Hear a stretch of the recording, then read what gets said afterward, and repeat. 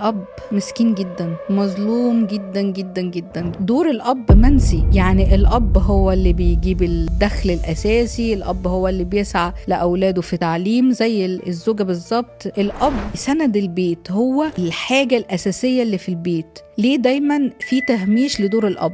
ليه دايما الأم تستخدم الأب كنوع من أنواع العقاب؟ مع ان الاب ده بيبقى حنين جدا على اولاده وبيبقى فاهم اولاده ممكن اكتر من الام. دايما الاولاد يبقوا قريبين من ابوهم رغم ان امهم هي اللي معاهم على طول الوقت. ليه؟ لانهم حاسين ان الاب بيبقى فاهمهم اكتر. طيب والله وجميل ولذيذ. كل عيد عيد الحب. طب وعيد الاب مفيش. انت تعيش يا حاج. مفيش، محدش معبره. طب لو جه عيد ميلاده يلا نعمله حاجه كده على جنب. يعني بحس كده ان في تهميش متعمد للاب.